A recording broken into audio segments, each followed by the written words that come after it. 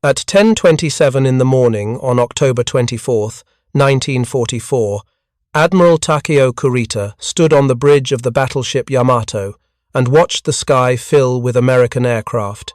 They came in waves, dark specks against the white clouds over the Sibuyan Sea, growing larger as they descended toward his fleet. The anti-aircraft guns opened fire. The sound was deafening, a continuous roar of 40mm pom-poms, 25mm machine cannons, and the deeper bark of 5-inch dual-purpose guns. Shell bursts dotted the sky in clusters of black and white smoke. The ocean itself seemed to tremble from the concussion of so much firepower directed upward into empty air. But the aircraft kept coming. They spread out, circling, looking for the best angle of attack. Kurita could see them clearly now through his binoculars. Grumman Avengers, fat and ungainly, carrying torpedoes under their bellies. Curtiss Helldivers with folded wings, carrying 1,000-pound bombs. They were hunting his battleships. Specifically, they were hunting Musashi, the sister ship of Yamato, the largest battleship ever constructed by human hands. If you're enjoying this deep dive into the story, hit the subscribe button and let us know in the comments from where in the world you are watching from today. Within 3 hours, Musashi would be gone. Within 24 hours, 4 of Japan's battleships would rest on the ocean floor. And within those hours, a fundamental truth about modern warfare would be written in steel and fire and blood. A truth that naval strategists had debated for 2 decades, but never proven in battle. The age of the battleship was ending. It was ending here, in these waters, under this sky, as Kurita watched aircraft destroy ships that no surface vessel could sink. This is the story of how Japan committed 12 battleships to the Battle of Leyte Gulf, and how the mathematics of modern war consumed them. To understand what happened in the Sibuyan Sea that October morning, you must first understand what a battleship represented in 1944. These were not simply warships. They were floating fortresses, symbols of national power, investments of treasure and industrial capacity so vast that only great powers could build them. The Yamato and her sister Musashi displaced 72,800 tons each when fully loaded. Their main batteries consisted of 9 18.1-inch guns, the largest naval rifles ever mounted on a warship. Each shell weighed 3,200 pounds. When these guns fired in full broadside, the concussion could kill a man standing on deck without protection. The armor was equally impressive. The main belt was 16 inches of hardened steel. The deck armor was 9 inches thick over the magazines and machinery spaces. The turret faces were 26 inches of solid steel. This armor scheme was designed to resist penetration from 18-inch shells fired at ranges of 20,000 to 30,000 yards, the expected battle ranges in a decisive fleet engagement. No ship then afloat could penetrate Yamato's armor at any range where she herself could not strike back with devastating effect. Japan had built these ships in absolute secrecy. Construction began in 1937 at the Kure Naval Arsenal. The building ways were covered with massive camouflage nets and screens. Workers were forbidden to discuss any details of the project. Foreign intelligence agencies knew Japan was building large battleships, but drastically underestimated their size and power. American naval intelligence in 1941 estimated Japan's newest battleships at perhaps 45,000 tons with 16-inch guns. The truth was far more formidable, but by October 1944, the strategic situation had changed completely. Japan was losing the war. American forces under General Douglas MacArthur had landed on Leyte Island in the Philippines on October 20th. If the Americans secured the Philippines, Japan would be cut off from the oil and rubber and rice of Southeast Asia. The tanker routes from Borneo and Sumatra would be severed. The home islands would be strangled. The war would be over not in a dramatic final battle, but in slow starvation as Japan's fuel tanks emptied and her factories fell silent.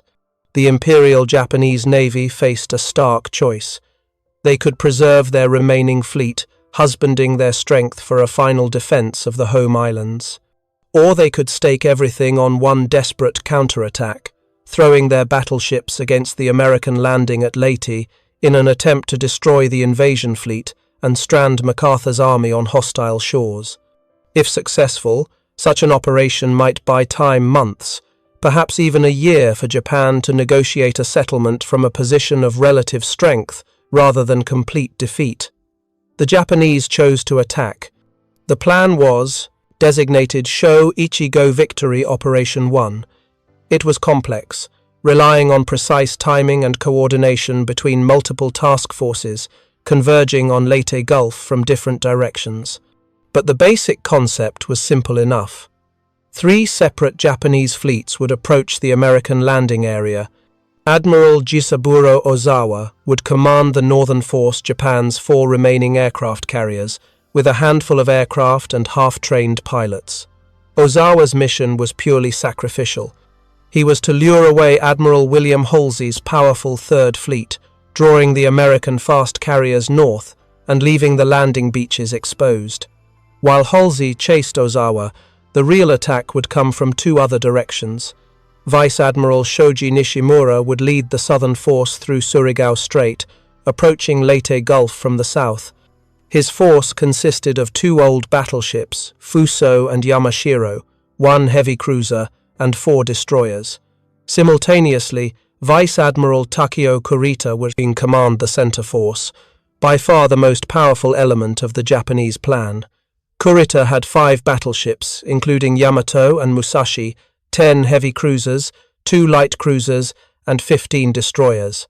His mission was to transit the San Bernardino Strait north of Leyte and descend on the invasion beaches from an unexpected direction. If all went according to plan, Halsey would be far to the north chasing empty carriers. The American escort carriers and destroyers protecting the landing area would face Kurita's battleships at close range. The troop transports and supply ships would be defenseless. It could be another Pearl Harbor, a catastrophic surprise attack that changed the strategic balance in the Pacific at a single stroke. There was only one problem. Japan no longer had effective air power. The carrier battles of 1942 and 1943 Coral Sea, Midway, the Philippine Sea, had destroyed not just carriers but the highly trained air crews who made carriers effective. Japan had lost her best pilots, men with hundreds of hours of flight training and combat experience. The replacements were rushed through abbreviated training programs with insufficient fuel for practice flights. By October 1944, Japan's remaining carrier aircraft were so poorly piloted that they constituted little combat value, hence Ozawa's use as bait. This meant Kurita's battleships would have to face American carrier aircraft without adequate fighter cover. Japanese land-based aircraft from the Philippines were supposed to provide some protection, but the coordination was poor and the numbers insufficient.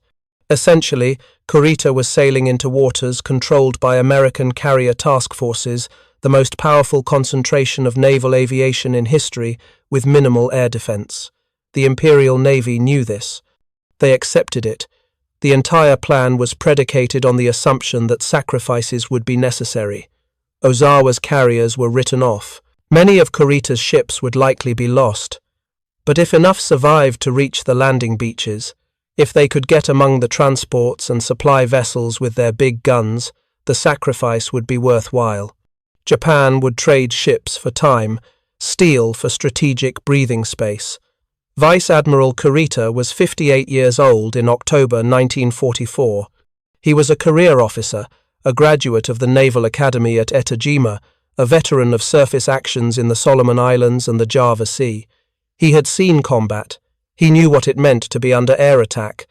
In October 1942, during the Battle of Santa Cruz Islands, his flagship, the cruiser Suzuya, had been bombed and strafed repeatedly. He had watched ships burn and men die. He was not naive about the dangers ahead. But Kurita had also been trained in a particular doctrine, the decisive battle doctrine, that had dominated Japanese naval thinking since the time of Admiral Togo and the Battle of Tsushima in 1905. In that battle, the Japanese combined fleet had annihilated the Russian Baltic Fleet in a single afternoon of surface gunnery. It was the perfect naval victory, overwhelming tactical success achieved by superior gunnery and maneuver in a concentrated engagement. For 40 years afterward, the Imperial Japanese Navy had prepared for a similar climactic battle against the United States. Every ship, every tactical manual, every wargame focused on the decisive fleet engagement where Japanese battleships would cross the American T, achieving perfect firing positions and destroying the enemy through superior gunnery and fighting spirit. The doctrine of Kantai Kessen, the decisive battle, was not just tactical, it was almost spiritual. Japanese naval officers believed that properly handled battleships, crewed by men with correct spirit, could overcome material disadvantages. This belief was reinforced by selective reading of history. Tsushima proved that an Asian fleet could destroy a European power. Japanese officers studied that battle exhaustively, drawing lessons about morale and fighting spirit that perhaps went beyond what the actual events justified. But in October 1944, Kurita was about to learn a harder lesson. He was about to discover that fighting spirit could not deflect a 1,000-pound bomb, that no amount of morale compensated for absolute air superiority, that the decisive battle his navy had trained for decades to fight had become obsolete before it could be tested. The operation began on October 22nd. Kurita's center force departed Brunei in Borneo, sailing northeast toward the Philippine Islands. The fleet was impressive, a spectacle of naval power such as the world had rarely seen concentrated in one formation.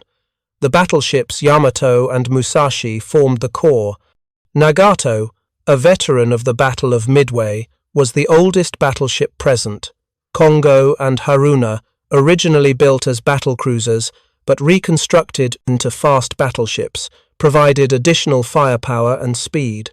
The heavy cruisers included some of Japan's finest vessels: Atago, Takao, Maya, Chokai, Miyoko, Haguro, and 4 others. These ships represented billions of yen in construction costs, thousands of man-years of industrial labor, the cream of Japan's naval strength. The weather was clear, the sea was calm. The fleet made 24 knots through the South China Sea, maintaining strict radio silence. Lookouts scanned the horizons. Below decks, sailors slept in their hammocks or wrote letters home. In the engine rooms, black gangs tended the boilers and turbines that drove the massive propellers. On the bridges, officers studied charts and calculated courses. Everything seemed normal, but American submarines were watching. Shortly after midnight on October 23rd, as Kurita's fleet transited the Palawan Passage, a narrow channel between islands west of the Philippines, 2 American submarines made contact. USS Data and USS Dace had been patrolling this area for weeks. They were Gato-class fleet submarines, each displacing 1,500 tons submerged, each carrying 24 torpedoes. Their commanders, David McClintock on Data and Bladen Claggett on Dace, had tracked the Japanese fleet by radar and maneuvered into attack positions. At 12:32 in the morning, Data fired a spread of 6 torpedoes at the heavy cruiser Atago Kurita's flagship. The range was less than 1,000 yards. 4 torpedoes struck home. The cruiser staggered as 10,000 pounds of Torpex explosive detonated against her hull. Fires erupted. The engine rooms flooded. Within minutes, it was clear Atago was doomed. Kurita gave the order to abandon ship. He went over the side himself, swimming through water covered with fuel oil, illuminated by the flames of his dying flagship. 40 minutes later, a destroyer picked him up, black with oil, exhausted but alive. Data had already fired 4 more torpedoes at the cruiser Takao. 2 hits. Takao survived but was crippled, forced to turn back to Borneo with her stern nearly blown off. Meanwhile, Dace fired 4 torpedoes at the cruiser Maya. 3 detonated along her hull. Maya's magazines exploded. She sank in minutes with most of her crew. In less than half an hour, Kurita had lost his flagship and 2 heavy cruisers. He transferred to Yamato, establishing his command post in the massive battleship's navigation bridge. The fleet pressed on, but the operation had been compromised. The Americans knew he was coming. And more important, they knew roughly where he was and where he was going. The 24th of October dawned clear and bright over the Sibuyan Sea. Kurita's fleet was now east of Mindoro Island, steaming steadily toward San Bernardino Strait, the narrow passage between Samar and Luzon that would give access to the Philippine Sea and the landing beaches beyond. The crews ate breakfast. Battle stations were set for dawn, then, secured after sunrise with no contacts, men relaxed slightly. Some allowed themselves to hope they might transit the strait undetected, reaching the invasion area before American carriers could react. At 8:05 in the morning, a scout plane from the carrier USS Intrepid spotted Kurita's fleet. The pilot radioed back coordinates, course, speed, and ship types. Within minutes, American carrier task groups were launching strikes. The largest concentration of carrier air power in naval history was about to demonstrate exactly why battleships were obsolete. The first wave arrived at 10:27.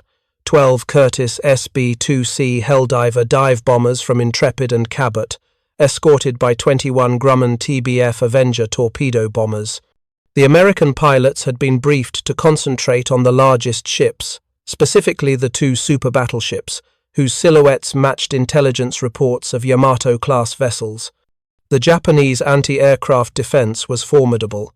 Yamato alone mounted 24 5-inch dual-purpose guns, 162 25mm anti-aircraft guns, and 4 13mm machine guns. Musashi's armament was similar. When both battleships opened fire simultaneously, along with the anti-aircraft batteries of the cruisers and destroyers, the sky filled with shell bursts. The barrage was so intense that some American pilots later reported it looked like flak from attacking German industrial targets, a wall of exploding steel that seemed impenetrable. But the Americans came in anyway. The dive bombers rolled over at 12,000 feet and plunged nearly vertical toward the decks of the battleships. The torpedo bombers dropped to wave-top height, splitting into two groups to attack from both sides simultaneously. The doctrine was sound force, the target to choose which threat to prioritize, divide the defensive fire, increase the probability that some weapons would get through. Musashi was the primary target. A torpedo struck her bow on the port side. The explosion tore a hole 20 feet across. Seawater flooded into the forward compartments. Damage control teams rushed to seal watertight doors and shore up damaged bulkheads. A bomb detonated near the forward turret, penetrating one deck before exploding. The casualties were light, the armor had done its job, but fires broke out that required firefighting teams to control. Yamato fired her massive 18-inch main battery at the attacking aircraft, a desperation tactic called beehive shells, firing Sanshikidan anti-aircraft rounds that burst into thousands of incendiary fragments.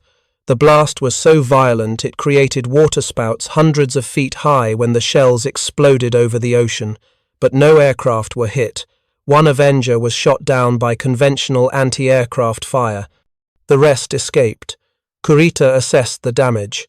Musashi reported flooding under control, speed maintained at 24 knots, all main batteries operational. The hit was serious but not crippling. The battleship had been designed to absorb exactly this kind of punishment. Her internal compartmentalization, her massive watertight integrity, her armor scheme, all were predicated on surviving multiple torpedo hits. One torpedo was painful but survivable. The Americans would not stop at one. The second wave arrived at 12:07 in the afternoon. This strike was larger, 50 aircraft from 3 different carriers. Again, they focused on Musashi. The logic was tactical. If you want to sink a battleship, concentrate your force. Don't scatter attacks across multiple targets. Pick the biggest, most dangerous ship and kill it. 3 more torpedoes hit Musashi, 2 on the port side, 1 starboard. This was deliberate. American torpedo bomber pilots had learned from hard experience that concentrating hits on one side caused ships to list and capsize faster. But in this case, they varied the attack to prevent counter-flooding measures from stabilizing the ship. 3 more bombs struck as well, one penetrating to the upper deck before exploding. The damage was accumulating. Musashi now had 4 torpedo hits and 4 bomb hits. Flooding was more extensive. Her bow was noticeably lower in the water. Her speed dropped to 22 knots. But she was still fighting, still steaming in formation, her main guns trained outward, ready for the surface battle her designers had envisioned. Admiral Kurita made a decision. He ordered the fleet to turn west, away from San Bernardino Strait, back toward the direction they had come.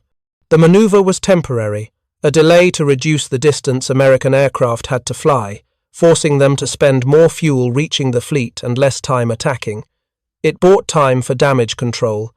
It also signaled to his subordinates that Kurita was beginning to doubt whether the fleet could reach its objective intact. The third wave struck at 1:30, 29 aircraft from Enterprise and Franklin. By now, the American pilots could see that Musashi was wounded. Her bow was low. She was trailing behind the formation slightly. Wounded ships draw predators. The aviators focused their entire attack on her. 4 more torpedoes, 3 more bombs.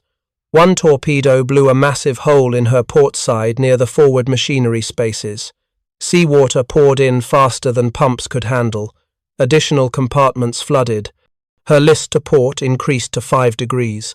Her speed fell to 15 knots. Inside the ship, conditions were deteriorating.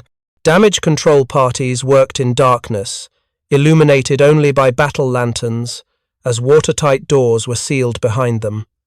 Men drowned in compartments that flooded faster than they could escape. The air was thick with smoke from fires and the acrid smell of explosive residue. The deck plates were slippery with water and oil. Every few minutes, another torpedo or bomb hit, and the entire ship shuddered. Sailors and officers worked with grim determination, following their training, doing everything possible to save their ship.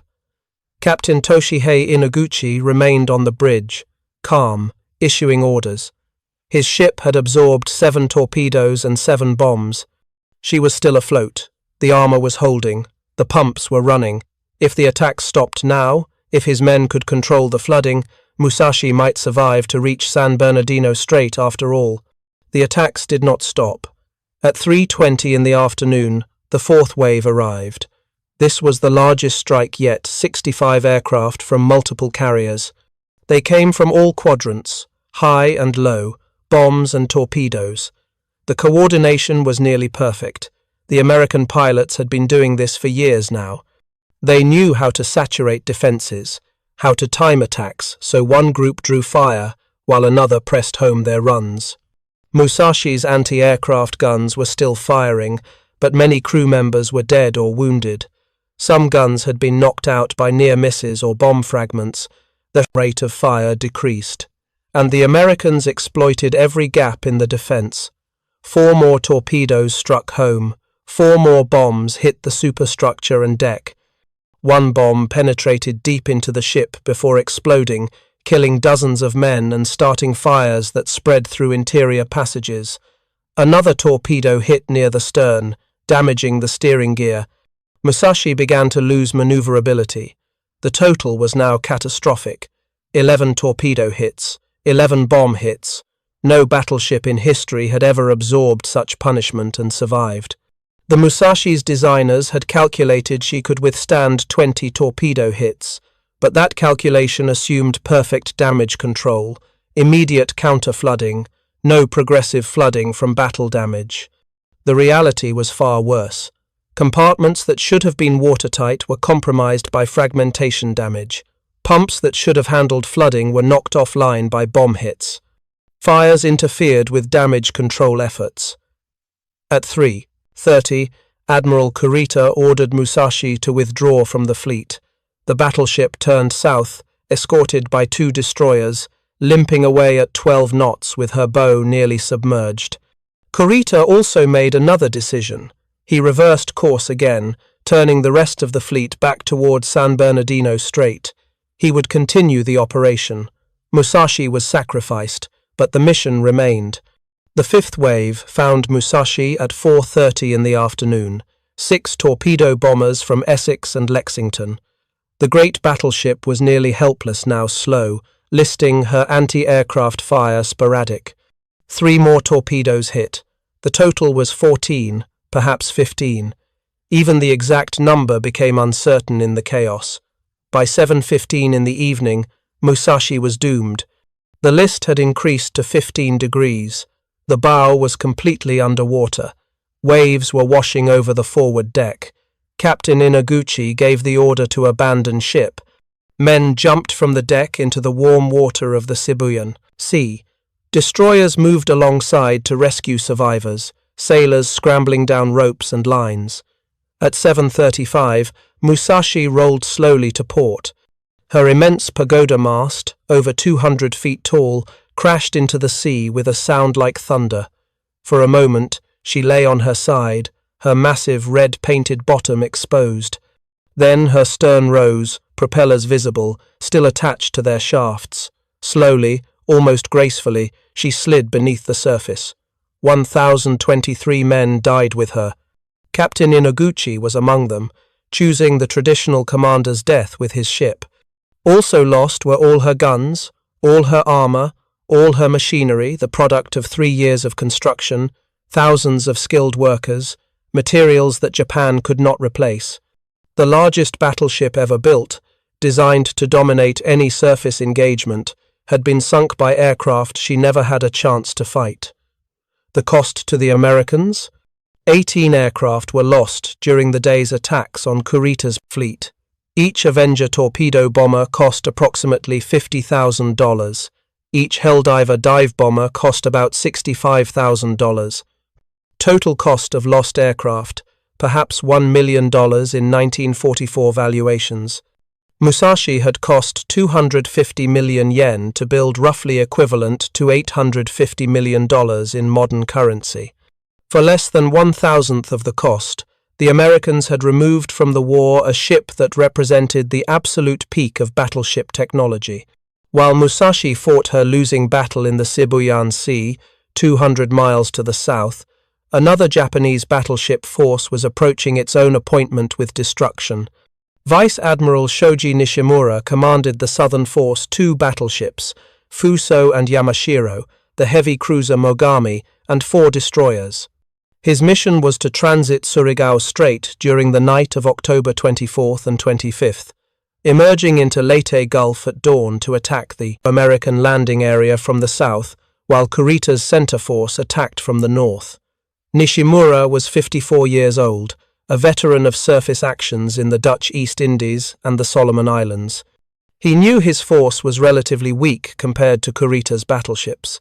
Fuso and Yamashiro were old ships, completed in 1915 and 1917 respectively, extensively modernized but fundamentally pre-World War I designs. They displaced 35,000 tons and mounted 12 14-inch guns in 6 twin turrets. They were capable warships, but nothing compared to Yamato or even to modern American battleships. But Nishimura had one advantage: surprise. If he could transit the strait undetected, if he could reach the landing beaches while American forces were focused on Kurita's larger fleet, his guns could cause devastating damage among the transports and supply vessels. Even old battleships firing high-explosive shells at unarmored cargo ships could inflict catastrophic losses. The operation might succeed through audacity and timing rather than overwhelming force. What Nishimura did not know was that the Americans were expecting him. Rear Admiral Jesse Oldendorf commanded the 7th Fleet's Fire Support Group. 6 old battleships, 8 cruisers, 28 destroyers, and 39 motor torpedo boats. Oldendorf had positioned his forces perfectly for the classic naval maneuver known as crossing the T. His battleships were deployed in a line across the northern end of Surigao Strait. Any force coming up the strait would have to approach Boson, able to fire only their forward guns, while Oldendorf's line could fire full broadsides with every gun bearing. 5 of Oldendorf's 6 battleships were Pearl Harbor survivors. West Virginia, California, Tennessee, Maryland, and Pennsylvania had all been present on December 7, 1941. Some had been sunk in the shallow harbor and razed. All had been repaired, modernized, and sent back to war. Their crews had waited 3 years for this moment, a chance to fight Japanese battleships in a straightforward gunnery action. The symbolism was almost poetic. The ships that had been attacked at anchor, helpless and burning, would now meet Japanese battleships in a fair fight and demonstrate exactly how much American industrial power and tactical skill had improved since 1941. Nishimura entered Surigao Strait shortly after midnight on October 25th. The night was dark, overcast, with intermittent rain squalls.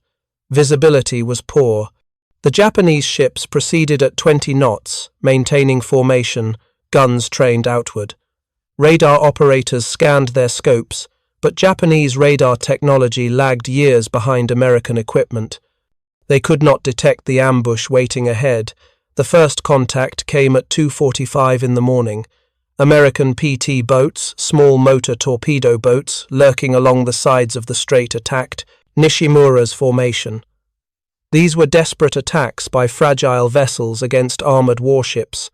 The PT boats fired torpedoes at close range, then fled at maximum speed, hoping to avoid the storm of fire from Japanese secondary batteries. Most torpedoes missed. One may have hit the battleship Fuso, though damage was minimal.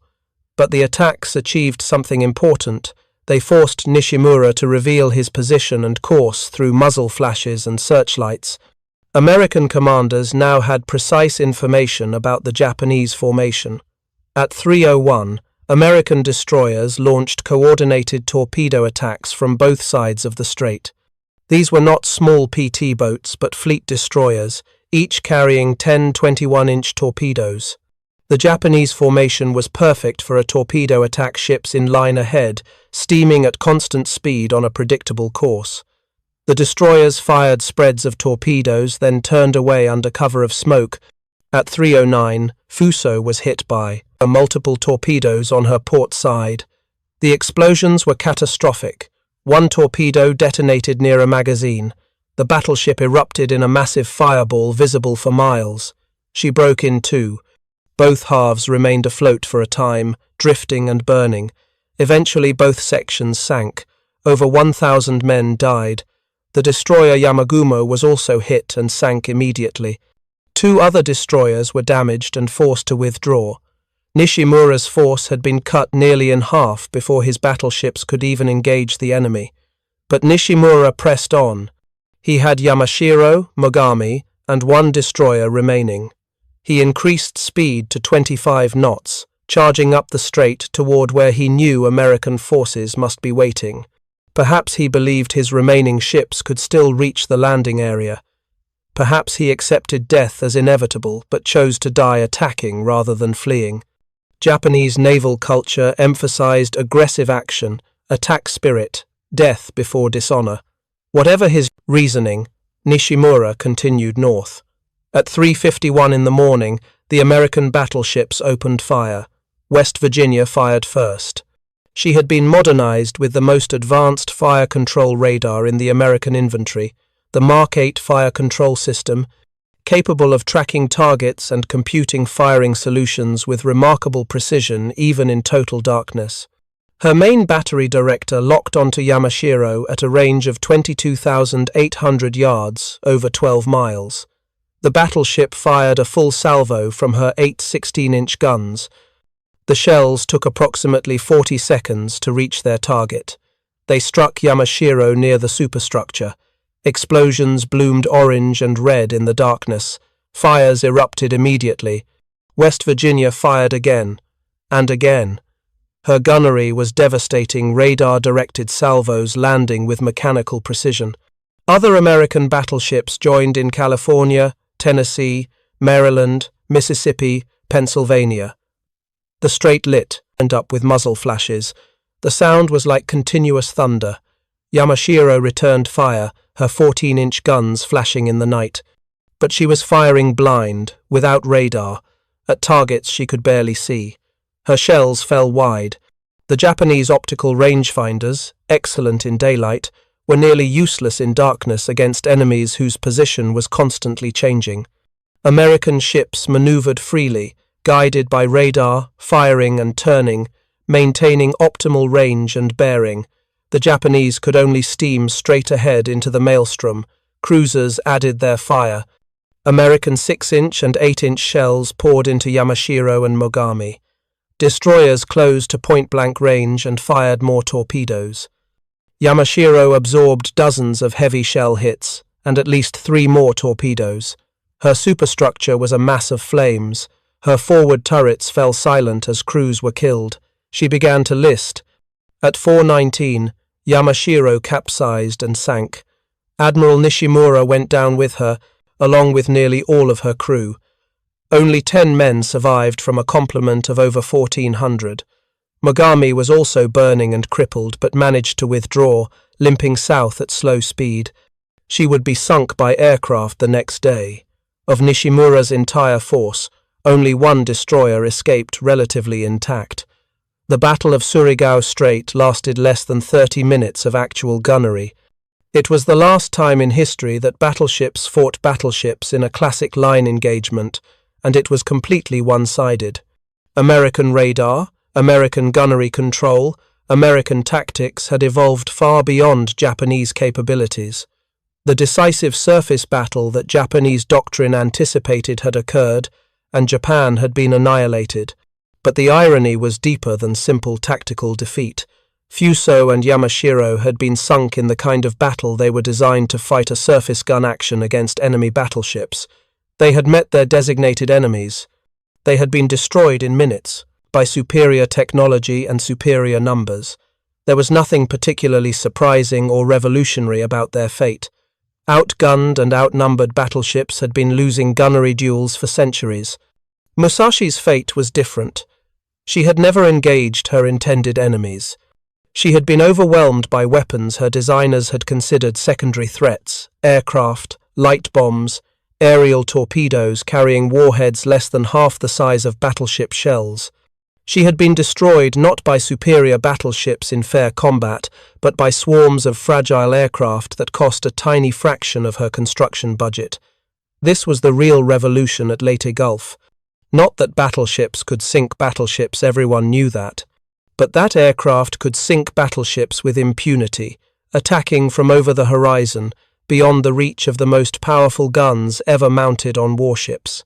Admiral Kurita, meanwhile, had continued toward San Bernardino Strait throughout the night of October 24th. His fleet was battered, Musashi gone, several cruisers sunk or damaged but still formidable. Yamato, Nagato, Kongo, and Haruna remained operational. His heavy cruisers, though reduced in number, were intact. And most important, American carrier aircraft had stopped attacking after sunset. Kurita transited the strait unopposed during darkness, emerging into the Philippine Sea just before dawn on October 25th. The reason for this unopposed transit was both simple and catastrophic for American planning. Admiral William Halsey, commanding the Third Fleet and its powerful fast carrier task forces, had taken the bait. Halsey had received reports of Japanese carriers approaching from the north, Ozawa's decoy force. The opportunity to sink carriers was irresistible. Halsey took every battleship, every carrier, every available warship, and steamed north at maximum speed, leaving the San Bernardino Strait completely unguarded. This was precisely what the Japanese plan had anticipated. But by the time Kurita emerged from the strait, both other elements of the Japanese attack had failed. Nishimura was dead, his battleships sunk in the Surigao Strait. Ozawa was successfully luring Halsey north, but could provide no actual support to Kurita. The center force was alone, approaching the landing area without coordination with other forces, without air cover, exhausted from 2 days of constant battle. At 6:45 on the morning of October 25th, Kurita's lookouts spotted masts on the horizon to the southeast, American ships. Kurita turned toward them, increasing speed, preparing for the surface action his battleships had been designed to fight. Finally, after sailing hundreds of miles under air attack, after losing Musashi and multiple cruisers, his surviving battleships would engage American surface forces directly. What Kurita did not know was that these were not the heavy fleet carriers and fast battleships he expected. They were escort carriers, small, slow carriers, built on merchant ship hulls, designed to provide air support for amphibious landings. These ships were designated as Task Unit 77.4.3, but their radio call sign was Taffy 3. They consisted of 6 escort carriers, 3 destroyers, and 4 destroyer escorts. Their mission was anti-submarine patrol and close air support for ground troops. They were never intended to fight battleships. The escort carriers displaced about 10,000 tons each. They were protected by thin steel plating designed to resist splinters and small-caliber fire. A 14-inch battleship shell could penetrate their hulls like paper. Their maximum speed was 17 knots. Yamato could make 27 knots. The Japanese battleships could catch them easily, close to gunnery range, and destroy them with impunity. Rear Admiral Clifton Sprague commanded Taffy 3. When his lookouts reported Japanese battleships on the horizon, closing fast, he could hardly believe it. Every intelligence estimate had placed Kurita's force far to the west, either still in the Sibuyan Sea or retreating after the previous day's air attacks. The possibility that Kurita had transited San Bernardino Strait unopposed, that Halsey had left this area completely uncovered, seemed impossible. But the pagoda masts visible on the horizon were unmistakable. Those were Japanese battleships, and they were firing. At 6:59, Yamato opened fire at a range of 35,000 yards over 17 miles. Her 18-inch shells climbed high into the morning sky, arcing toward the American carriers. The shells were color-coded with dye markers. Yamato's shells splashed red, Kongo's yellow, Haruna's green. This allowed spotters to distinguish which battleship's salvos were landing where, improving fire correction. Sprague ordered his carriers to run south at maximum speed. He launched every available aircraft fighters, torpedo bombers, even planes armed only with depth charges meant for submarines. Anything that could fly was sent toward the Japanese battleships. He ordered his destroyers and destroyer escorts to make torpedo attacks, knowing these small ships couldn't seriously damage battleships but hoping to disrupt Japanese formations and buy time. And then Sprague did something that seems almost comical in retrospect, but was deadly serious in the moment. He ordered his carriers to smoke. Every ship that could generate smoke did so, laying a thick white screen between the fleeing carriers and the pursuing battleships. The wind was favorable, blowing the smoke toward the Japanese. Visibility dropped to hundreds of yards. Japanese optical rangefinders, already challenged by the distance and maneuver, lost their targets in the artificial fog. The running battle lasted over 2 hours. Japanese shells repeatedly straddled American carriers, landing just short or just over. One shell passed completely through the carrier, Fanshawe Bay, without exploding, a dud that by sheer chance struck no vital spaces. Another shell hit the carrier Kalinin Bay, causing fires and casualties but not sinking her. The destroyer Johnston charged directly at Yamato, firing torpedoes from suicidally close range, forcing the massive battleship to turn away. The destroyer escort Samuel B. Roberts engaged a Japanese heavy cruiser at point-blank range in an unequal duel that ended with the small American ship sinking but the cruiser severely damaged. American aircraft harassed the Japanese fleet constantly. They had few torpedoes, most had been expended in previous attacks, but they strafed Japanese ships, dropped whatever ordnance they carried, and made repeated dry runs without weapons, forcing Japanese ships to maneuver defensively. The psychological pressure was intense. Kurita's formation broke up as ships turned independently to avoid torpedoes or aircraft.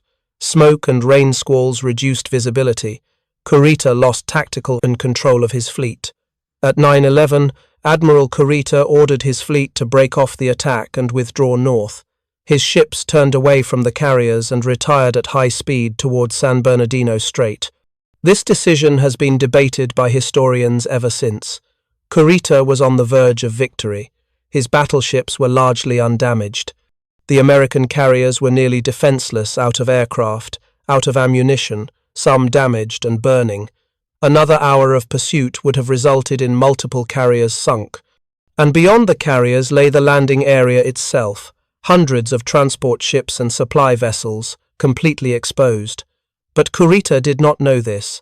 From his perspective on Yamato's bridge, the situation looked different.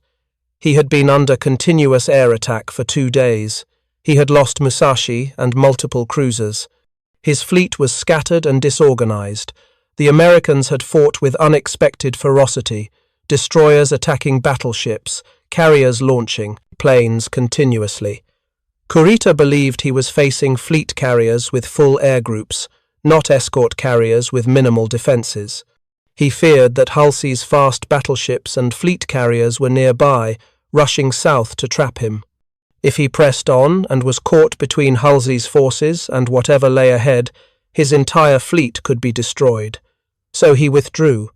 He had achieved tactical surprise. He had brought his battleships within range of a vulnerable enemy, and at the moment of victory, exhausted and uncertain, he turned away. By mid-afternoon on October 25th, Kurita's fleet was back through San Bernardino Strait, heading west.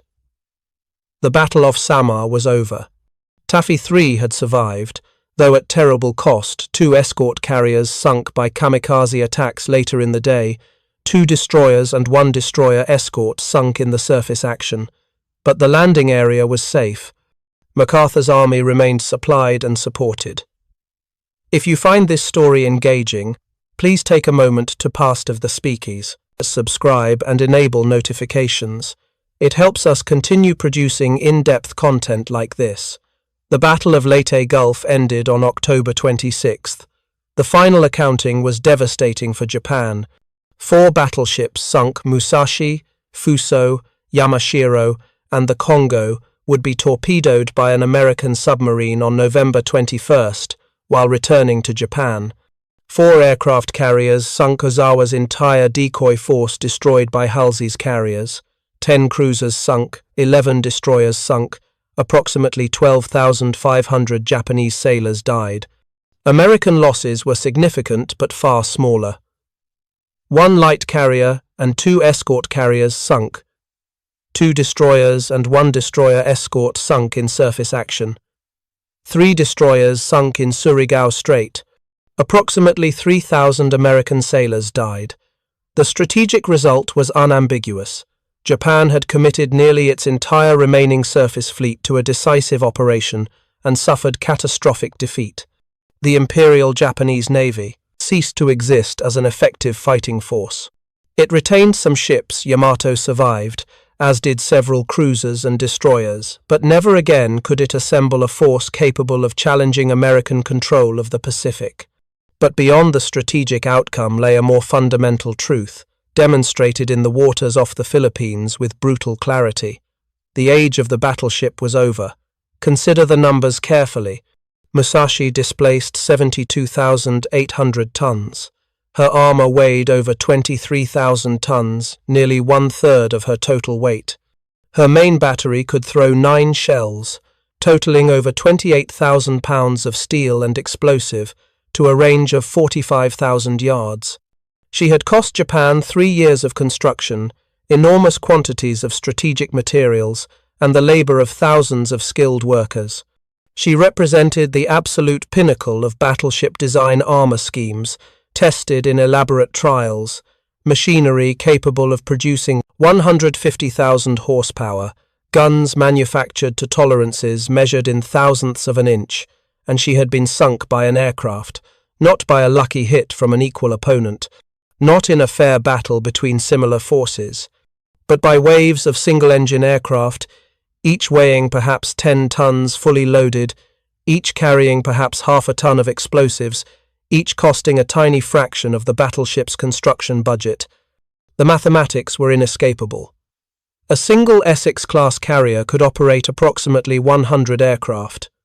Those aircraft could deliver perhaps 50 tons of bombs and torpedoes in a single strike. A carrier could launch multiple strikes per day. The striking power of one carrier measured in destructive effect delivered to a target exceeded the striking power of any battleship afloat. And the carrier could strike from over the horizon, from distances where battleships could not respond. Musashi never fired her main guns at an enemy ship. Her 18-inch rifles, capable of penetrating any armor in existence, never engaged their intended targets. They fired uselessly into the air, throwing anti-aircraft shells at aircraft flying too high or too fast to hit. The battleship's primary weapons were irrelevant to the battle that killed her. This was not because Musashi's designers were incompetent. They had created exactly what Japanese naval doctrine required, a ship capable of dominating any surface engagement, heavily armored enough to survive hits from 16-inch shells, fast enough to force or refuse battle as desired. But doctrine had not kept pace with technology. The decisive surface battle that Japanese planning anticipated, the Kantai Kessen that would decide the Pacific War in a climactic gun duel, never occurred. Instead, carrier aviation had made such battles impossible to arrange. An enemy with carrier superiority could strike from outside gun range, destroying battleships before they could engage. American naval strategy had recognized this earlier than Japan. Even before Pearl Harbor, American war plans emphasized carrier operations. The U.S. Navy built more carriers, trained more pilots, developed better aircraft and better tactics for coordinating airstrikes. When war came, America had 7 fleet carriers operational or under construction. Japan had 6. But American industrial capacity was so vastly superior that the imbalance grew rapidly. In 1942 and 1943, American shipyards launched 8 more Essex-class fleet carriers and dozens of escort carriers. Japanese yards, hampered by resource shortages and strategic bombing, could not match this production. By October 1944, the disparity was overwhelming. The U.S. Navy operated dozens of carriers with thousands of aircraft and highly trained pilots. Japan's carrier fleet was effectively extinct, ships without aircraft, aircraft without pilots, pilots without training or experience. The Battle of the Philippine Sea in June 1944, known to American pilots as the Great Marianas Turkey Shoot, had destroyed Japan's last effective carrier air groups. American pilots with superior training, flying superior aircraft, supported by superior tactics and logistics, had shot down over 300 Japanese aircraft in a single day, while losing only 23 of their own. After that defeat, Japan had carriers, but couldn't use them effectively. Hence, Ozawa's role as bait at Leyte Gulf. His ships were valuable only as targets to draw away American carrier forces. The carriers themselves, empty of aircraft, were militarily useless. They served their purpose perfectly. Halsey took the bait, but they were sunk without accomplishing anything beyond distracting the Americans for a day. Meanwhile, Japan's battleships, built at enormous cost, representing decades of strategic planning and doctrinal development, proved unable to accomplish their intended mission. Musashi sank under air attack before reaching battle.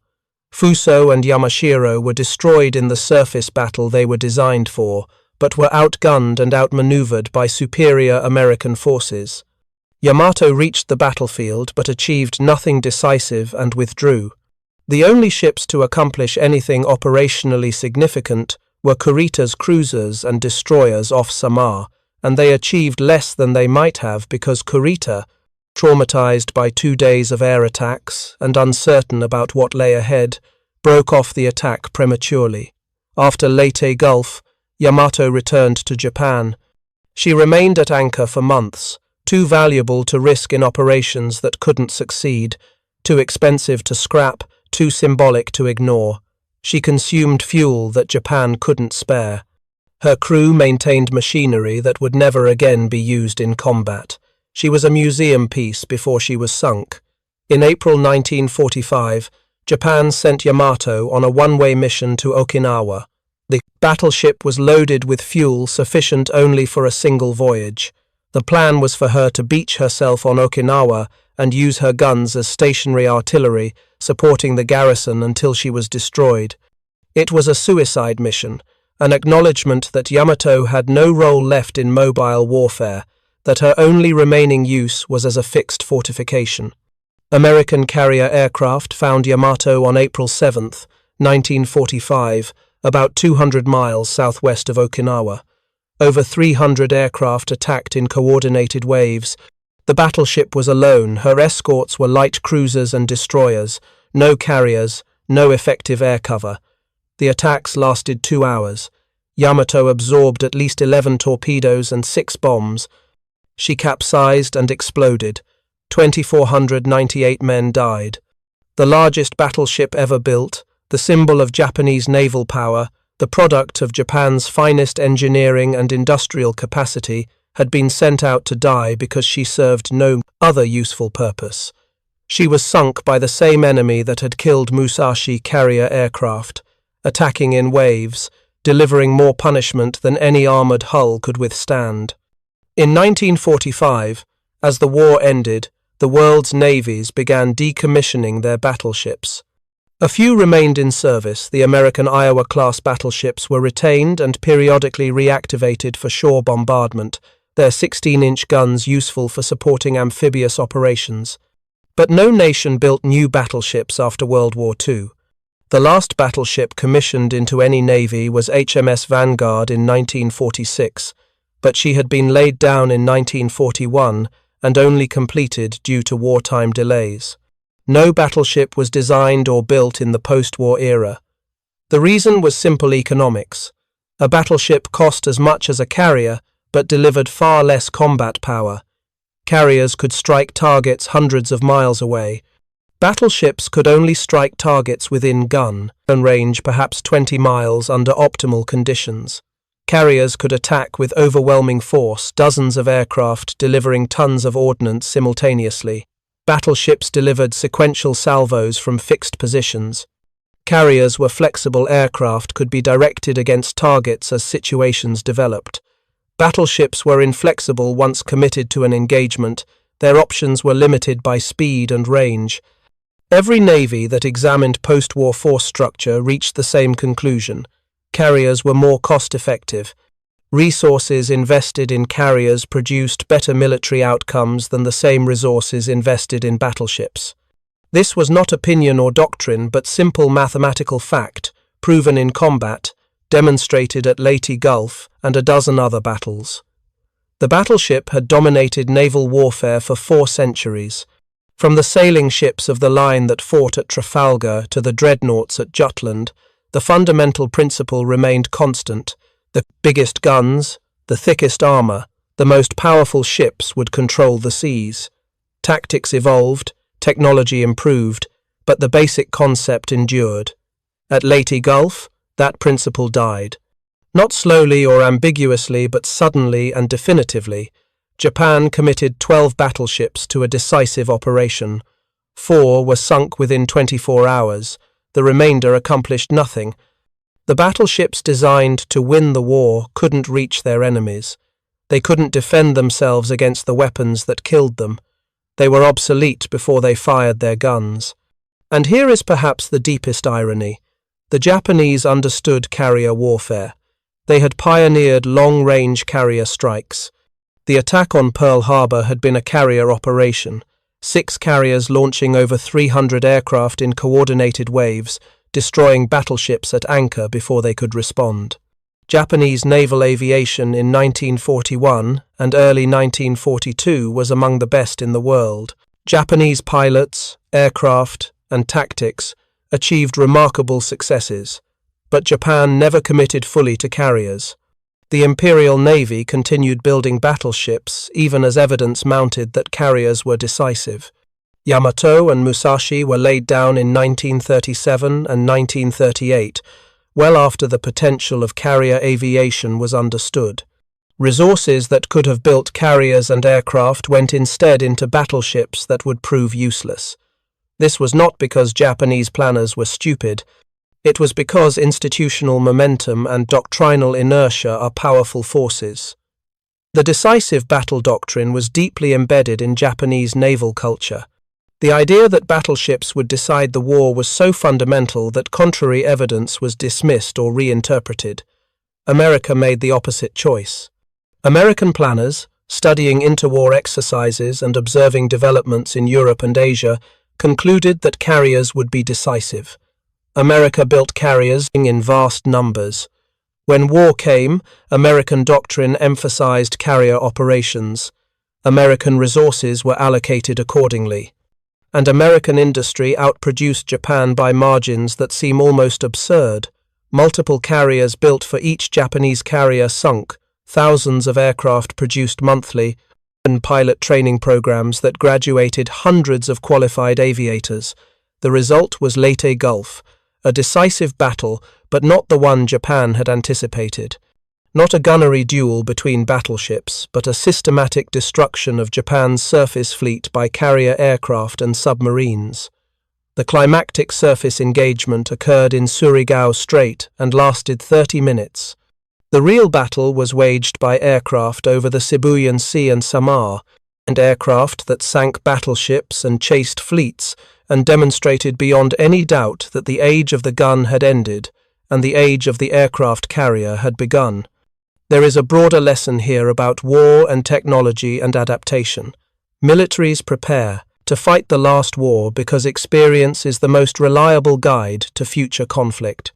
But technology occasionally creates discontinuities, moments when the lessons of the past become obsolete, when doctrine based on decades of experience suddenly fails. These moments are rare but decisive. The battleship's obsolescence was such a moment. For 400 years, the biggest guns and thickest armor had controlled the seas. Then, within a span of perhaps 5 years from the late 1930s to the early 1940s, aircraft technology improved sufficiently that carriers became more effective than battleships. The transition was rapid. Observers at the time debated whether carriers or battleships would prove superior, but the debate was settled definitively by combat. By 1945, there was no debate. The carriers had won. Japan's tragedy was that its naval leadership recognized the importance of carriers too late and never fully committed to carrier-centric doctrine. Japan built excellent carriers and trained excellent pilots, but Japan also built Yamato and Musashi, diverting resources that could have produced multiple carriers and hundreds of aircraft. When those battleships sailed to Leyte Gulf, they were already anachronisms, beautiful, powerful, and irrelevant. Admiral Kurita survived the war. He retired from the Navy and lived quietly until his death in 1977. He never publicly discussed his decision to withdraw at Samar. Perhaps he believed he had made the correct tactical choice given the information available to him. Perhaps he regretted missing the opportunity to strike a devastating blow. We cannot know. But we can observe that Kurita's battleships, the survivors of Musashi's loss, the veterans of 2 days' battle, accomplished nothing. They reached the battlefield, they engaged the enemy, and they withdrew without achieving their objective. The men who died aboard Musashi and Fuso and Yamashiro and Yamato were not defeated by cowardice or incompetence. They were defeated by mathematics, by the cold calculus that a carrier strike group could deliver more destructive power, more accurately, at longer range, than any battleship that ever sailed. They died aboard obsolete weapons, fighting a kind of war that had already been superseded by technological change. Thank you for reading. For more detailed historical breakdowns, check out the other videos on your screen now, and don't forget to subscribe. The morning of October 9th, 1943. Somewhere over the Huon Gulf, north of New Guinea, Second Lieutenant Richard Sewer pushes his Lockheed P-38 Lightning into a shallow dive, the twin Allison engines humming in perfect synchronization at 28,000 feet. Below him, perhaps 5 miles distant and 8,000 feet lower, a formation of Japanese bombers crawls toward the Allied airstrip at Dobodura. Their escorts, 6 Mitsubishi, A6M0s weaving lazily above them in the tropical air. Suer does not climb to meet them at their altitude. He does not circle for position. He does not call for backup. Instead, he rolls the Lightning inverted, pulls the control column into his lap, and commits to a near-vertical dive that accelerates his aircraft past 400 miles per hour. The air screams over the twin-tail booms, the control surfaces stiffen, the altimeter unwinds like a broken watch. In the cockpit, Suer's vision tunnels as G-forces press him into his seat during the pullout, his gun sight settling on the rearmost zero. His thumb finds the trigger. 450 caliber machine guns and one 20mm cannon, all mounted in the nose, all converging at a single point in space, erupt for 2.5 seconds. The zero disintegrates.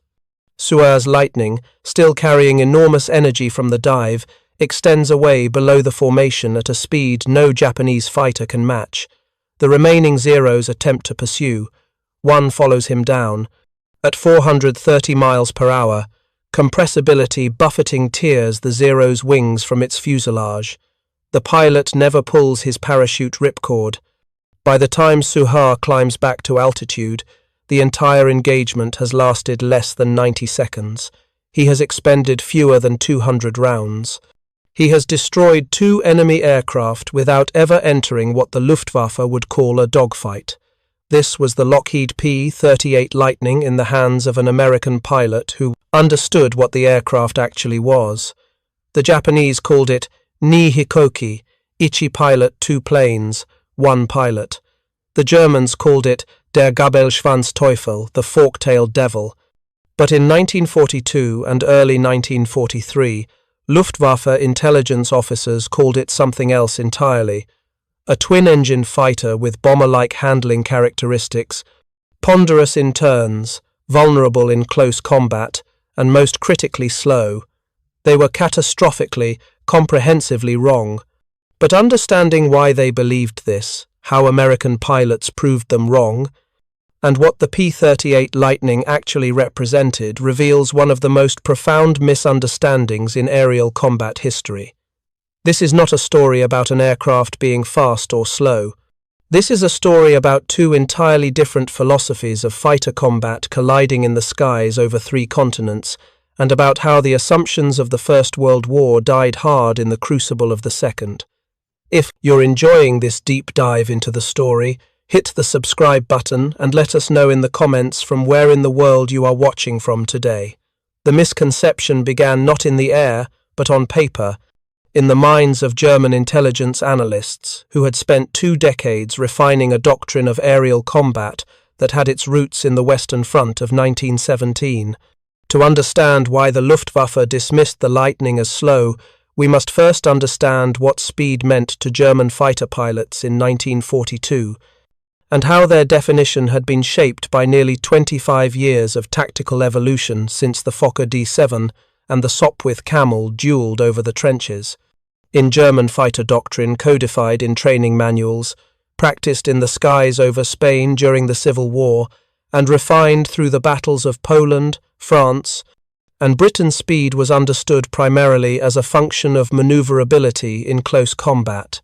The ideal fighter could accelerate quickly from a turn, could maintain energy through aerobatic maneuvers, and could sustain high speeds in level flight while remaining responsive to control inputs.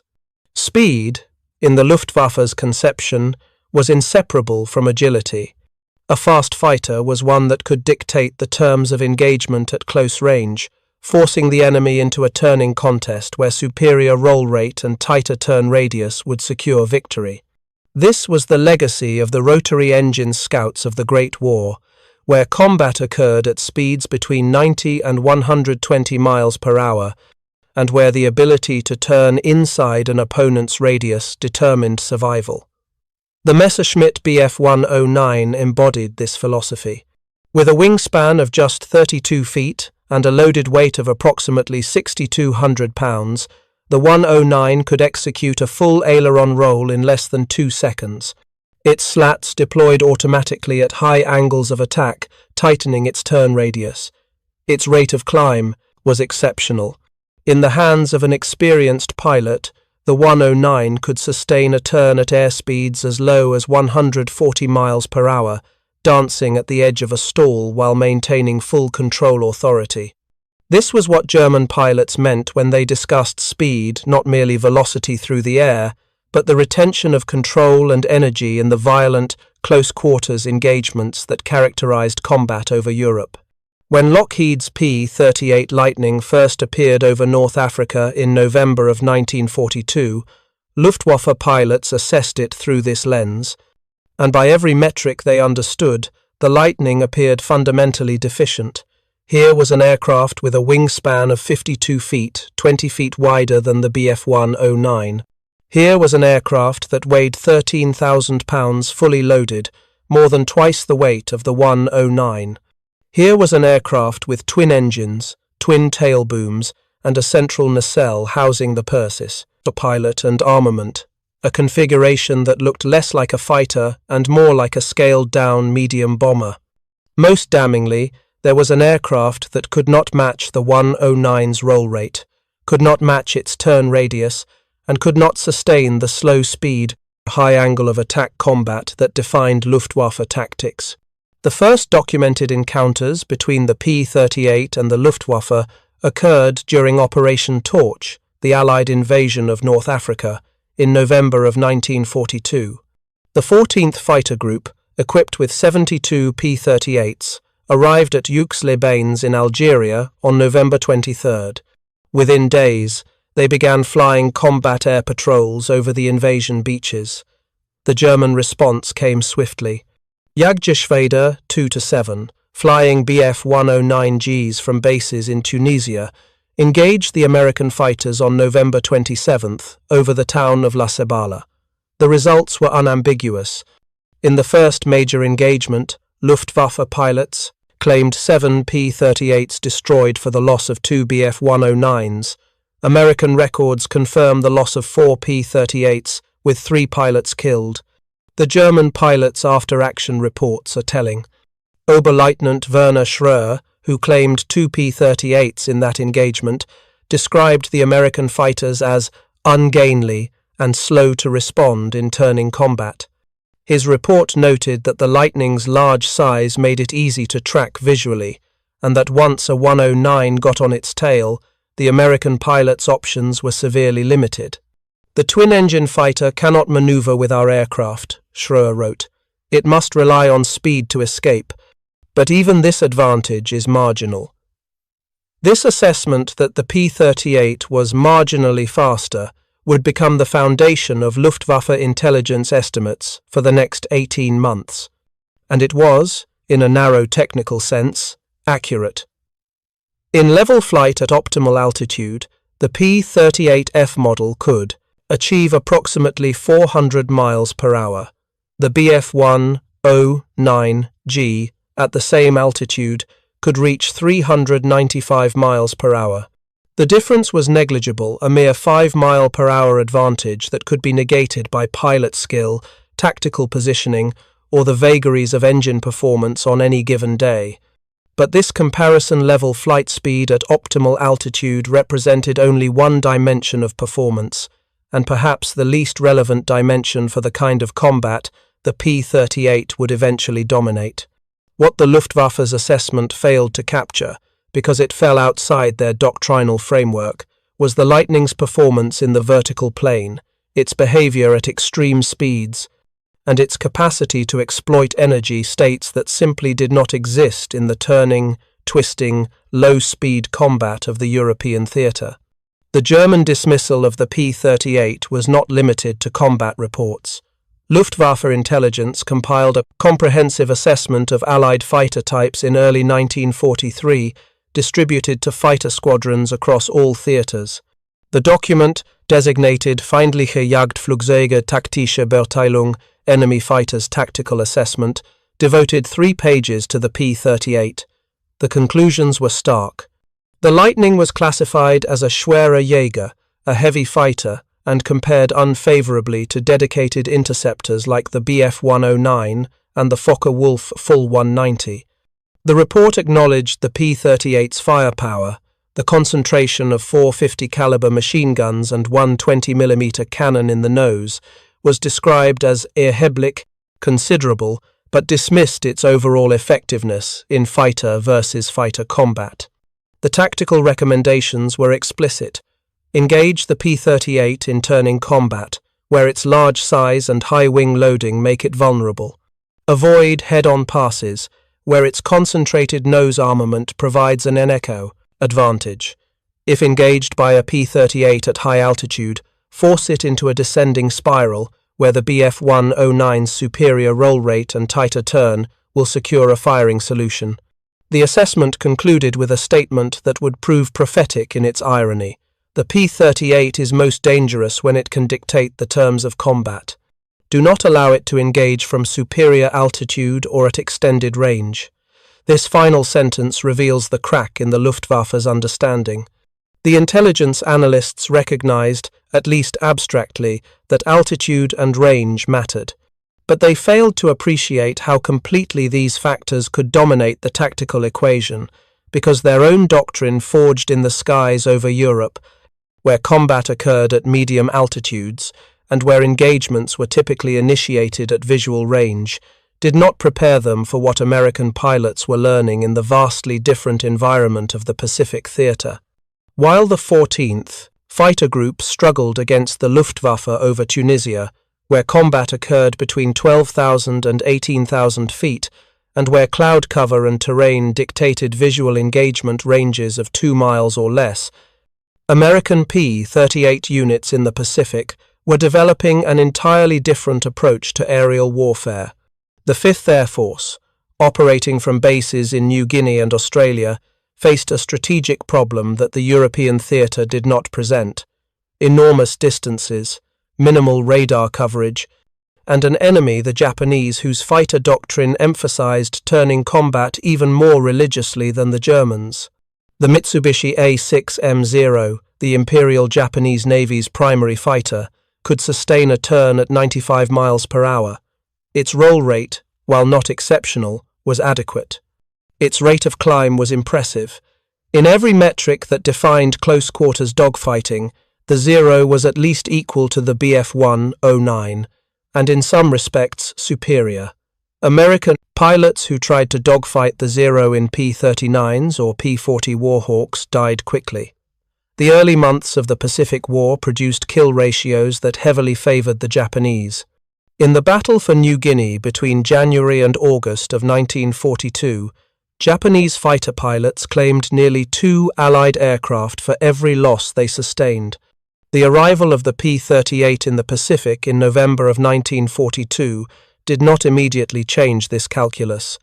The 8th Fighter Group, equipped with P-38Fs, began operations from Port Moresby on November 27th, the same day the 14th Fighter Group was engaging the Luftwaffe over Tunisia. In their first encounter with Zeros, on December 7th, the 8th Fighter Group lost 3 aircraft and damaged 2 others, in exchange for 1 confirmed Zero kill. The pattern seemed familiar. The P-38, in turning combat with a more agile opponent, was at a disadvantage, but the 5th Air Force had one advantage the European theatre lacked: a commander willing to question fundamental assumptions about fighter tactics. Major General George Kenney, who assumed command of Allied air forces in the Southwest Pacific in August of 1942, had been an observation pilot in the First World War. He had witnessed the birth of aerial combat doctrine, and he understood that the tactics of 1917 were not immutable laws of physics. When presented with the problem of the Zero's superiority in turning combat, Kenney's response was characteristically direct: "Then don't turn with them." This sounds obvious in retrospect, but in 1942, it represented a radical departure from 20 years of fighter doctrine. Kenney ordered his fighter groups to develop tactics that exploited the P-38's actual advantages, rather than trying to compete in areas where it was inherently disadvantaged. What were those advantages? Range. Certainly the P-38 could fly. Escort missions of 7 hours or more, something no single-engine fighter could match. Firepower. Absolutely, the nose-mounted armament eliminated convergence issues and provided devastating hitting power. Reliability, the twin engines, meant that battle damage or mechanical failure did not necessarily mean death over 1,000 miles of ocean. But the most critical advantage, the one that would transform the P-38 from a marginal performer into the most lethal fighter in the Pacific, was speed. Not level flight speed, where the P-38's advantage was modest, not climbing speed, where it was merely adequate, but speed in the dive, where the P-38 entered a performance envelope that no other aircraft in the theater could safely access. To understand what made the P-38 Lightning genuinely revolutionary, we must first understand a phenomenon that claimed the lives of dozens of test pilots and combat aviators between 1942 and 1944. Compressibility. When an aircraft dives, it accelerates. This is obvious. What is less obvious, and what was poorly understood in the early years of the Second World War, is that as an aircraft approaches the speed of sound, the airflow over its wings and control surfaces begins to behave in fundamentally different ways. At speeds below approximately 0.7 Mach, roughly 530 miles per hour at sea level, less at altitude air behaves as an incompressible fluid. It flows smoothly over the aircraft's surfaces, responding predictably to control inputs. But as the aircraft accelerates beyond 0.7 Mach, pockets of air flowing over the wings and tail surfaces begin to reach supersonic speeds, even though the aircraft itself is still traveling slower than sound. These supersonic pockets create shock waves, sudden violent compressions of air that change pressure distributions across the entire aircraft. The effects are catastrophic. Control surfaces lose effectiveness or reverse their function entirely. The aircraft may pitch nose down uncontrollably. Buffeting so severe it can tear off wings or tail surfaces begins. The pilot, pulling back on the control column with all his strength, finds the aircraft unresponsive, or worse, responding in the opposite direction to his inputs. This is compressibility, and in 1942 it was a death sentence. The P-38 encountered compressibility earlier and more severely than any other operational fighter, for the simple reason that it could dive faster than any other operational fighter. In level flight at 25,000 feet, the P-38 could reach approximately 414 miles per hour, 0.5 to 4 Mach at that altitude. This was fast, but not unprecedented. The few W-190 could reach similar speeds. The Bf-109G was slightly slower, but still in the same performance envelope. But in a dive from 30,000 feet, the P-38 could accelerate to 440 miles per hour, then 460, then 480. At this point, the aircraft was approaching 0.7 to 5 Mach, and compressibility effects began. Captain Cass Huff of the 20th Fighter Group experienced this on February 8, 1943, over Bizerte, Tunisia. Diving from 28,000 feet to intercept German bombers at 15,000 feet, Huff's P-38 accelerated past 450 miles per hour. At approximately 18,000 feet, the control column went rigid in his hands. The aircraft's nose pitched down more steeply. Huff pulled back with both hands, his boots braced against the instrument panel. The control column did not move. The altimeter unwound through 15,000 feet, then 12,000, then 10,000. At 8,000 feet, the airspeed still increasing, Huff reached for the throttles and pulled them back to idle. He then reached for the control that would prove to be his salvation, a small lever on the left side of the cockpit labelled Dive Recovery Flaps. This lever, present on P-38 models from the G variant onward, deployed two small flaps on the underside of the wings. These flaps, designed by Lockheed engineers after multiple fatal compressibility accidents, did not increase drag significantly. Instead, they changed the pressure distribution over the wing, shifting the center of lift forward and creating a nose-up pitching moment that counteracted the compressibility tuck. Huff deployed the flaps.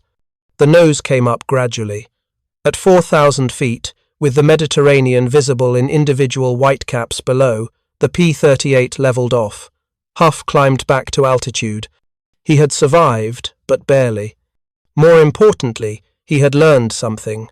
The P-38 could dive faster than any fighter he had ever flown, and with the dive recovery flaps, it could recover from dives that would destroy other aircraft. The 5th Air Force in the Pacific learned this lesson more systematically. In January of 1943, Kenny's headquarters issued a tactical directive to all P-38 squadrons. Do not attempt to turn with Japanese fighters. Instead, maintain altitude advantage, initiate combat with a diving attack, and extend away using superior speed. The directive included specific numbers: patrol altitude, 28,000 to 30,000 feet, dive angle, no steeper than 45 degrees initially, steepening to 60 degrees in the final 3,000 feet. Target speed in the dive, 430 to 450 miles per hour. Fire ranges between 400 and 200 yards. Do not follow the target if it breaks downward. Extend below and beyond the enemy formation, using the speed accumulated in the dive to climb back to altitude outside the enemy's engagement range. This was called boom and zoom, though the term itself it would not enter common usage until later in the war. The principle was simple: convert altitude into speed, use speed to achieve a brief firing opportunity, then convert excess speed back into altitude outside the enemy's ability to respond. It was not glamorous. It did not resemble the swirling, twisting dogfights that filled gun camera footage and after-action reports. It was, in fact, closer to aerial sniping than traditional combat. But it worked. Second Lieutenant Richard Bong, arriving in the Pacific in September of 1942, initially struggled with this new doctrine. Bong had trained in P-39s, where dogfighting was still emphasized. His first 2 encounters with Japanese fighters, in November and December of 1942, produced no kills and nearly got him shot down. But in January of 1943, Bong began flying with Captain Thomas Lynch, a veteran of the Philippines campaign who had adopted Kenny's boom and zoom tactics with fanatical precision. Lynch explained the philosophy. The P-38 is not a fighter, it's an assassin. You don't duel with it. You murder from ambush, and you disappear before anyone knows you were there. Bong's first kill using these tactics came on January 7th, 1943, over Lae, New Guinea. Patrolling at 29,000 feet, Bong spotted a formation of Japanese bombers at 20,000 feet, escorted by 4 Zeros at 22,000 feet. He did not descend toward them. He did not signal his presence. He climbed another 1,000 feet, positioning himself directly above the rearmost Zero, then rolled inverted and pulled into a dive. At 420 miles per hour, the gunsight picture was stable for perhaps 2 seconds. Bong fired. The Zero exploded. Bong continued the dive to 18,000 feet, extending 2 miles beyond the formation, then climbed back to altitude. The entire engagement lasted perhaps 20 seconds. The remaining Zeros never got close to firing range. Over the next 18 months, Bong refined this technique into a form of lethality that the Luftwaffe's intelligence assessment had never anticipated. By December of 1944, Bong had 40 confirmed kills, every single one scored in a P-38, and the vast majority achieved using boom and zoom tactics from high altitude. His average engagement time was under 30 seconds. His average ammunition expenditure per kill was fewer than 300 rounds, remarkable for an era when many pilots expended thousands of rounds for a single victory. But Bong was not unique. The 9th Fighter Squadron, operating from Dobodura beginning in January of 1943, produced 18 aces by the end of the war, all flying P-38s, all using variations of the same high-altitude diving attacks. The 39th Fighter Squadron, based at Port Moresby, claimed over 350 confirmed kills between November of 1942 and August of 1945, with a loss rate of less than 1 P-38 for every 8 Japanese aircraft destroyed. These numbers did not represent superior pilot skill. Many of these pilots were fresh from training, with fewer than 300 hours total flight time. They represented a tactical doctrine that exploited the P-38's actual performance envelope rather than trying to compete where the aircraft was disadvantaged. The critical insight was this: speed and maneuverability are not synonymous. The Luftwaffe evaluated the P-38 based on maneuverability, turn radius, roll rate, acceleration in level flight, and found it wanting. But the 5th Air Force evaluated the P-38 based on energy management, the ability to convert altitude into speed, to sustain high speeds long enough to escape retaliation, and to climb back to altitude faster than the enemy could pursue. In this framework, the P-38 was not slow. It was the fastest operational fighter in any theater until late 1944, when the P-51D Mustang entered service with its Packard-built Merlin engine. Consider the numbers. A P-38F at 30,000 feet, diving at 60 degrees for 10 seconds, would reach approximately 440 miles per hour and descend to approximately 23,000 feet. At this speed, it could extend horizontally away from the target while maintaining 400 miles per hour for approximately 45 seconds, before drag reduced its speed to 350 miles per hour. In those 45 seconds, the P-38 would travel approximately 4.5 miles. A Zero, beginning at the same altitude and attempting to pursue, could dive to perhaps 380 miles per hour before compressibility buffeting became dangerous.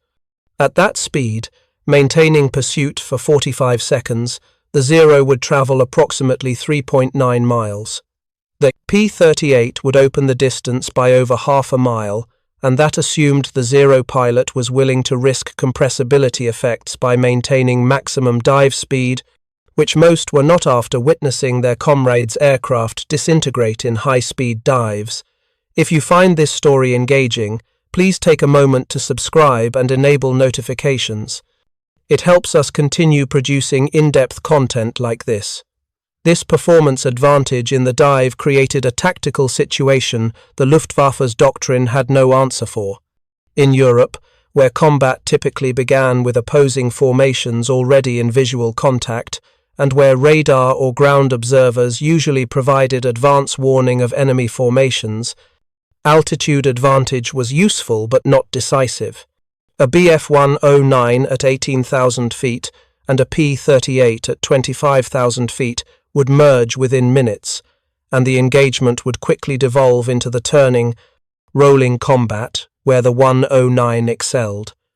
But in the Pacific, where radar coverage was sparse and where the vast distances meant that formations could patrol for hours without contact, the P-38's altitude advantage was almost impossible to counter. Japanese fighters, climbing to intercept, would arrive at 20,000 feet, only to find the P-38s orbiting at 30,000. Any attempt to climb to the Americans' altitude would take 15 to 20 minutes, during which the P-38s could simply relocate. And if the Japanese fighters chose to ignore the P-38s and proceed with their mission, escorting bombers, conducting patrols, whatever their objective, they did so, knowing that diving attacks could come at any moment from an enemy they could barely see and could not catch.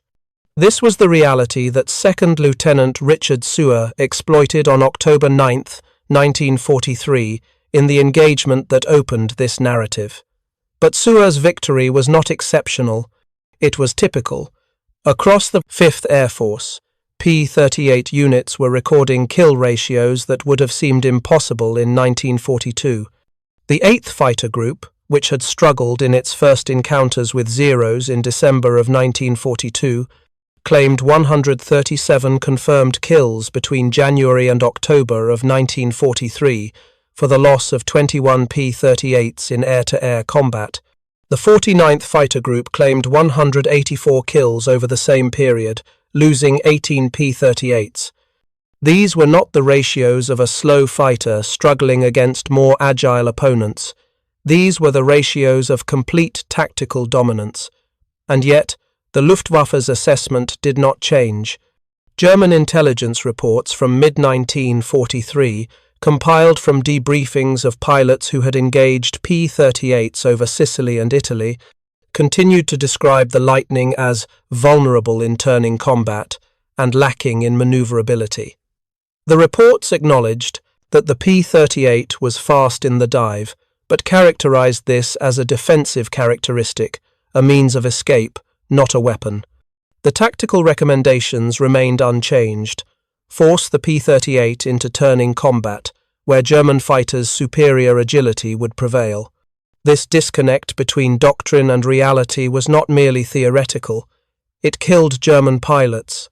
Oberfeldwebel Hans Strello, flying a Bf-109G with Jagdgeschwader 51 over Italy in August of 1943, engaged a formation of 6 P-38s escorting B-25 bombers. Strello, an experienced pilot with 38 confirmed kills, executed a perfect textbook attack, approaching from below and behind, using the sun to mask his approach. He achieved firing position on the rearmost P-38, fired a 3-second burst that produced visible hits, and fully expected the American aircraft to either catch fire or enter an uncontrolled spin, the typical result of such an attack on a P-39 or P-40. The P-38 did neither. Instead, it rolled inverted and pulled into a near-vertical dive. Strello, committed to the attack, followed. At 400 miles per hour, his Bf-109 began to buffet. At 420 miles per hour, the control column felt like it was set in concrete.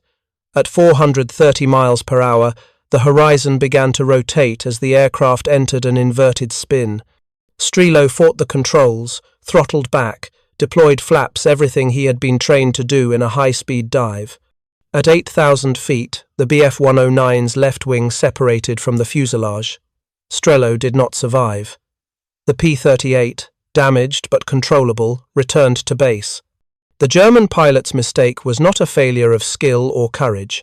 It was a failure to understand that the rules of combat he had learned, rules forged in the skies over Spain and Poland and France, no longer applied. The most dramatic vindication of the P-38's capabilities came not in the anonymous aggregate statistics of air-to-air combat, but in a single mission so precise and so consequential that it reads like fiction: the interception and assassination of Admiral Isoroku Yamamoto, architect of the Pearl Harbor attack and commander of the combined fleet of the Imperial Japanese Navy. On April 13, 1943, American cryptanalysts at Station Hypo in Pearl Harbor decrypted a Japanese naval message detailing Yamamoto's inspection tour of forward bases in the Solomon Islands. The message included departure times, flight routes, aircraft types, and arrival times for every leg of the journey. Yamamoto would depart Rabaul at 6 a.m. on April 18th, flying in a Mitsubishi G-4M bomber escorted by 6 Zeros. He would arrive at Balale Airfield at 9:45 a.m.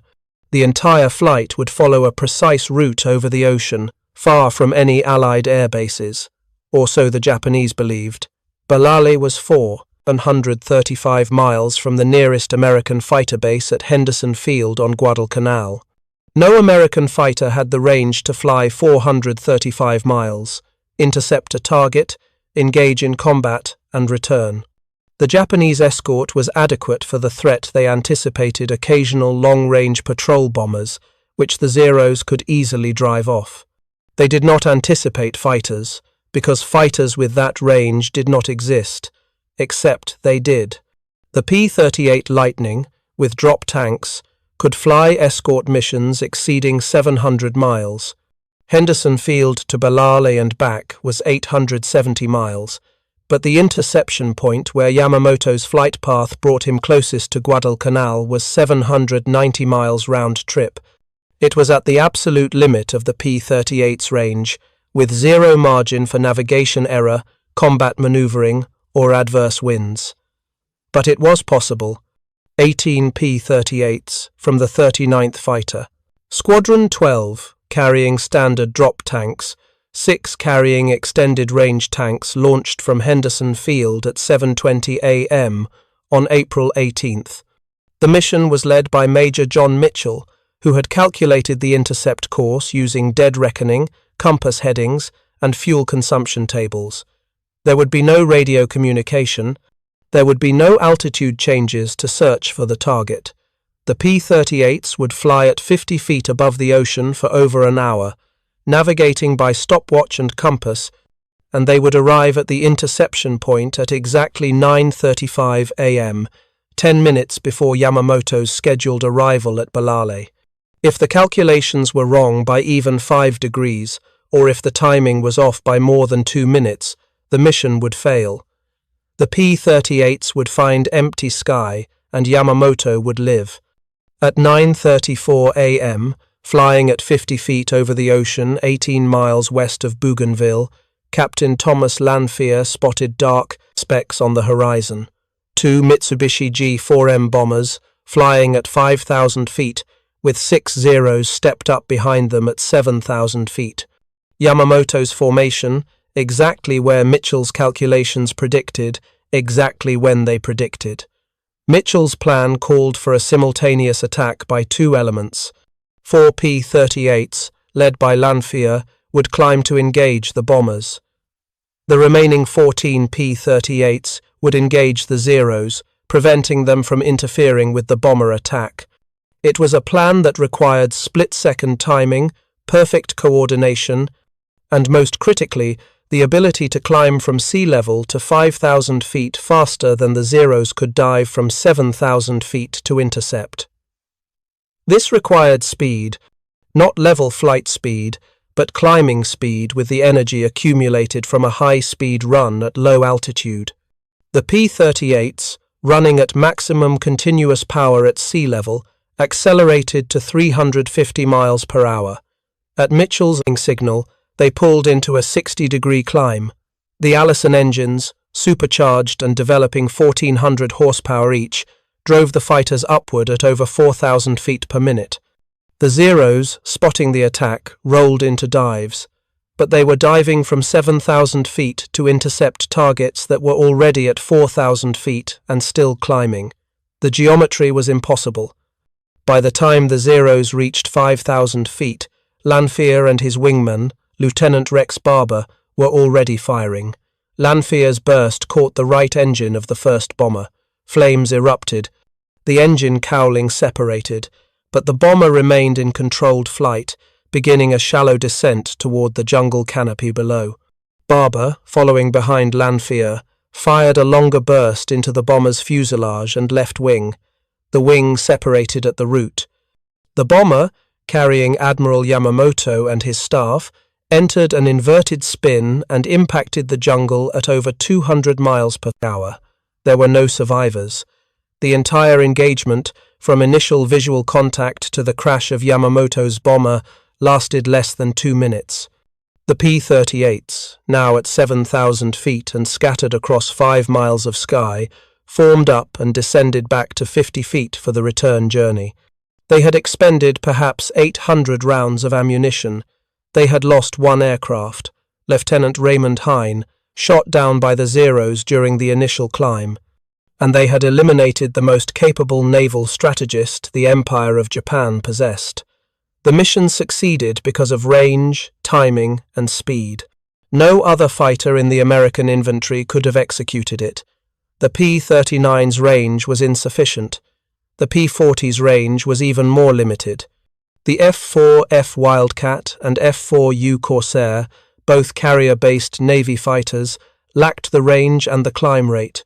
Only the P-38 could fly the distance, arrive precisely on time, and execute a high-speed climbing attack that the Zero escort could not counter.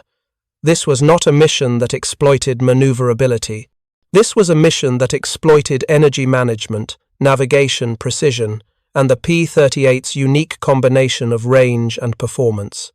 The Japanese learned of Yamamoto's death within hours. The psychological impact was profound. Japanese naval officers, deprived of their most experienced and respected commander, struggled to maintain strategic coherence in the campaigns that followed. The Solomons campaign, which Yamamoto had directed with meticulous attention to detail, devolved into a series of uncoordinated battles that the Allies won through material superiority rather than strategic brilliance. The Igo offensive, Yamamoto's planned counterattack to regain air superiority over the Solomons, was abandoned. The combined fleet, which Yamamoto had wielded like a precision instrument, became a blunt weapon wielded by men who lacked his grasp of operational art. But the impact on American fighter doctrine was equally significant. The Yamamoto mission proved that long-range precision strikes, executed by fighters operating at the limits of their performance envelope, could achieve strategic effects far beyond the destruction of individual aircraft. The P-38, dismissed by the Luftwaffe as a heavy fighter, suitable only for escort duties, had executed a mission that resembled a commando raid more than traditional air combat. This was a new paradigm. Fighters as strategic weapons, capable of striking targets hundreds of miles distant with the precision of a sniper rifle. The 5th Air Force adopted this paradigm wholesale. Throughout 1943 and into 1944, P-38 units in the Pacific flew increasingly ambitious long-range missions. On June 16, 1943, 24 P-38s from the 8th Fighter Group flew a 700-mile round trip to attack Japanese shipping at Wewak, New Guinea. On October 18, 1943, 36 P-38s escorted B-24 bombers on an 800-mile strike against Rabaul, the most heavily defended Japanese base in the Southwest Pacific. On March 5, 1944, 40 P-38s escorted bombers on a 900-mile mission to strike airfields in the Admiralty Islands. These missions, impossible for any other fighter, became routine for P-38 squadrons. The kill ratios told the story. Between January of 1943 and December of 1944, P-38 units in the Pacific claimed over 1,800 confirmed air-to-air victories, for the loss of approximately 170 aircraft in air combat. This represented a kill ratio of better than 10-1. No other American fighter achieved comparable numbers. The P-40 Warhawk, still in widespread use in the Pacific, averaged fewer than 3 kills per loss. The P-39, relegated to ground attack roles by 1943, was barely credited with air-to-air victories at all. Even the vaunted F-4U Corsair, which entered service in late 1943 and quickly became the Navy's premier fighter, achieved a kill ratio of approximately 6-1 over the same period. The P-38's dominance was not merely statistical, it was psychological. Japanese pilots, by late 1943, had developed a fatalistic attitude toward engagements with P-38s. Intercepted Japanese radio traffic from November of 1943 includes exchanges where fighter pilots, ordered to intercept Allied formations, explicitly ask whether P-38s are present. If the answer is yes, the pilots request permission to abort the mission. This was not cowardice.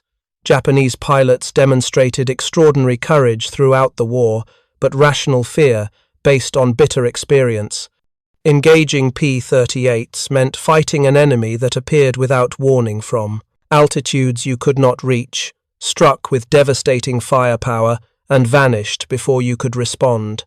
It meant watching your wingmen die in vertical dives they could not escape, their aircraft breaking apart at speeds where control was impossible. It meant accepting that every mission might end in a dive from 30,000 feet, chasing an enemy who was always faster, always further, always beyond reach. This psychological dominance extended to the European theatre, though more slowly and with greater resistance from Luftwaffe doctrine.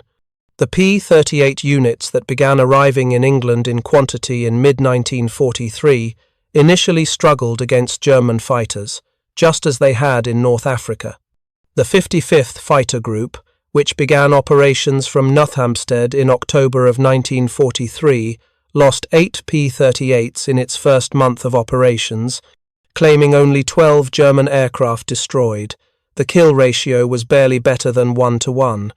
But by January of 1944, after adopting high-altitude patrol tactics similar to those used in the Pacific, the 55th Fighter Group's kill ratio had improved to better than 3-1. By March of 1944, it exceeded 5-1. The change was not in the aircraft, it was in the tactics. American pilots in Europe, initially trying to fight the Luftwaffe on German terms, turning, rolling, dogfighting at medium altitudes, suffered predictable losses. But as commanders began emphasizing altitude advantage, diving attacks, and energy management, the P-38's true capabilities emerged.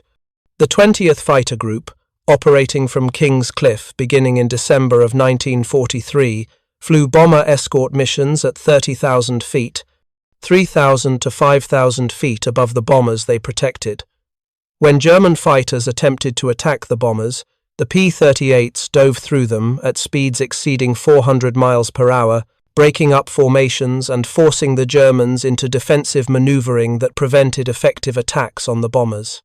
The Germans could not ignore these attacks, a P-38 diving at 430 miles per hour, firing 4 50 caliber guns and a 20mm cannon from 400 yards, could destroy a Bf-109 with a single burst. But they also could not counter them, because matching the P-38's dive speed meant accepting compressibility effects that German aircraft could not survive. Luftwaffe intelligence assessments from late 1944 reflect this changed understanding. A document dated November 1944, compiled from debriefings of pilots who had survived encounters with P-38s, includes a section titled Revised Tactical Assessment. The P-38 is no longer described as slow or ponderous. Instead, it is classified as extremely fast in diving attacks and very dangerous above 25,000 feet. The tactical recommendations have been revised. Avoid engagement with P-38s if they hold altitude advantage. Do not attempt to follow P-38s in dives exceeding 400 miles per hour. Do not engage P-38s above 28,000 feet. If possible, avoid combat entirely and focus on the bombers. This final recommendation, avoid combat entirely, represents the complete inversion of the original assessment. In 1942, the Luftwaffe had advised pilots to seek out P-38s and engage them in turning combat, where German fighters held the advantage. By late 1944, the advice was to avoid P-38s whenever possible, because the tactical environment in which they operated high altitude, high speed, boom and zoom attacks rendered traditional fighter doctrine obsolete. But this recognition came too late. By November of 1944, the Luftwaffe was losing experienced pilots faster than they could be replaced. Fuel shortages limited training. The strategic situation had deteriorated to the point where avoiding combat was not an option. German fighters were forced to engage under conditions they knew were suicidal, because the alternative, allowing Allied bombers to attack German cities unopposed, was politically and militarily unacceptable. The P-38, once dismissed as easy prey, had become a weapon German pilots feared, and German commanders could not counter. The final accounting is stark. Between November of 1942 and May of 1945, P-38 units destroyed over 3,800 enemy aircraft in air-to-air combat across all theaters. This represented approximately 18% of all German and Japanese aircraft destroyed by American fighters, despite the P-38 constituting only about 10% of American fighter strength. The aircraft achieved a cumulative kill ratio of better than 8-1, 8 enemy aircraft destroyed for every P-38 lost in air combat. This was the second best kill ratio of any American fighter, exceeded only by the P-51 Mustang's 9-1 ratio, and substantially better than the P-40's 2.8-1 or the P-39's 1.3-1. Of America's top 10 aces, 3 flew exclusively or primarily in P-38s. Richard Bong, with 40 confirmed kills, was America's highest-scoring ace. Thomas Maguire, with 38 kills, was the second highest. Charles MacDonald, with 27 kills, ranked 7th. All three achieved their victories using boom and zoom tactics from high altitude. All three exemplified the tactical doctrine that transformed the P-38 from a marginal performer in European-style turning combat into the dominant fighter of the Pacific War. But numbers alone cannot capture what the P-38 represented. It was not merely a successful fighter. It was proof that the assumptions underlying fighter combat since the First World War, that maneuverability determined victory, that turning radius and roll rate were the paramount performance metrics, were wrong, or rather, they were incomplete. Maneuverability mattered in the close quarters, medium-altitude combat of the European theatre, where radar and geography ensured that engagements began with both sides already in visual contact.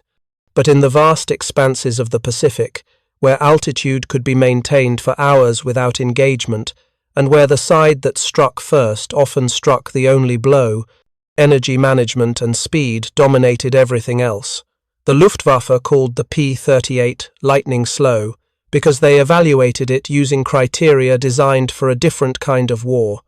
They measured turn radius when they should have measured dive speed. They measured roll rate when they should have measured sustained speed at altitude. They measured performance in the horizontal plane when they should have measured performance in the vertical. And they paid for this misunderstanding with thousands of aircraft and thousands of lives shot down by a fighter they had dismissed as inferior and killed in dives they could not survive while chasing an enemy they could never catch. Richard Sewer, the pilot from our opening, survived the war with 9 confirmed kills. He flew 112 combat missions in the P-38, and he was never shot down. In his memoirs, published in 1998, he described the Lightning this way: "It wasn't the fastest in level flight, it wasn't the most maneuverable, but it was fast where it mattered in the dive and in the climb after the dive, and that made all the difference. The Japanese tried to turn with us and died. The Germans tried to dive with us and died. We didn't fight their fight, we made them fight ours." This was the lesson the Luftwaffe learned too late, that war is not a fair contest conducted under mutually agreed rules. It is a struggle where the side that dictates the terms of engagement usually wins, and where doctrine that cannot adapt to new realities becomes a liability rather than an asset. The P-38 Lightning, dismissed as slow by an enemy who understood speed only in terms of turning combat, proved that speed is not a simple number on a specification sheet. It is a tactical quality, defined by the ability to engage when conditions are favorable and disengage when they are not. By that measure, the only measure that matters in war, the Lightning was the fastest fighter in the sky. Thank you for watching. For more detailed historical breakdowns, check out the other videos on your screen now and don't forget to subscribe.